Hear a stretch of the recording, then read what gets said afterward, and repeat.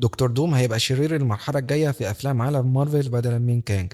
أنا عارف إنكم سمعتوا الكلام ده كتير وأنا ما كنتش بتكلم عنه عشان شايف إنها كلها إشاعات وهتعدي، لكن حقيقي حاليا في كلام قوي جدا ومؤكد من حد من داخل مارفل إنه خلاص دكتور دوم هو هيكون شرير المرحلة الجاية في مارفل بدلا من كانج. وقبل ما ابتدي اهلا بكم في شيف افلام، والنهارده اقول لكم على اخر ابديت بخصوص دكتور دوم في عالم مارفل. بس الاول ما تنساش تعمل لايك وتقول لي على رايك في التعليقات، تشترك معايا في القناه لو لسه مش مشترك، وتفعل الجرس عشان تتابع معايا كل جديد. ويلا بينا. طبعا في الفترة اللي فاتت الإشاعات كانت كتير بخصوص إن دكتور دوم هو هيكون الشرير الأساسي مكان كانج في حروب المالتيفيرس، والظاهر إن الإشاعات دي قربت تصدق، فكل المواقع الأجنبية المتابعة لمارفل بتتكلم عن ده دلوقتي بشكل شبه مؤكد، وده بسبب مصدر قوي وهي جوانا روبنسون، ودي اللي مؤلفة كتاب عن تاريخ استوديوهات مارفل، ودي دايما بتقدر تطلع أخبار أغلبها حقيقي من جوه مارفل.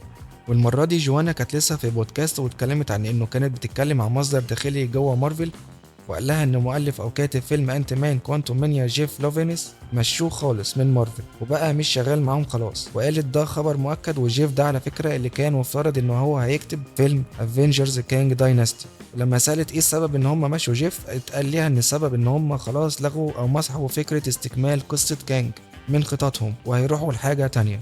وطبعا قالت في اخر الحوار ده مش اعلان رسمي انه مفيش كانج داينستي، لكن ان ده الكلام اللي حصل بينها وبين المصدر الداخلي، وان محدش برضه عارف مارفل هتعمل ايه. والكلام دلوقتي بعد ما هي قالت الكلام ده بيقال انه في الاغلب حقيقي، لان هي معروفه في الوسط بالنزاهه، ما كانتش هتطلع تقول كده الا لو انه فعلا في كلام حقيقي من جوه مارفل. وغالبا وفي رايي هم عرفوها فعلا معلومه زي دي عشان يعرفوا رد فعل الناس او كنوع من التهيئه، لان في ناس ارتبطت الفتره اللي فاتت واتحمست تشوف كانج والمتغيرين بتوعه قصاد الافينجرز، وبالاخص ان الممثل جوناثان ميرز كان حقيقي قايم بالدور بشكل مميز. والكلام ده طبعا كله طالع بسبب مشكله جوناثان ميرز في المحكمه، لان عليه قضيه اعتداء وممكن يتحكم عليه بسنه حبس، مع انه كان مراهن كيفن فايجي ان الامر مش هيوصل للمحكمه وانه بريء وانه اصلا ضحيه. لكن بعد ما مشكلته وصلت للمحاكم واللي محاكمته خلاص يوم 29 نوفمبر الشهر الحالي، فالظاهر ان مارفل على وشك انها تاخد القرار وتخلي دكتور دوم ان هو يكون الفيلن او الشرير الاساسي على المالتيفيرس. ودي حاجه فعلا موجوده في الكوميكس، ودكتور دوم كان هو محور حرب المالتيفيرس في السيكريت وورز. وكده كده قريب هيتم الاعلان عن الكاست او الممثلين فيلم فانتاستيك فور،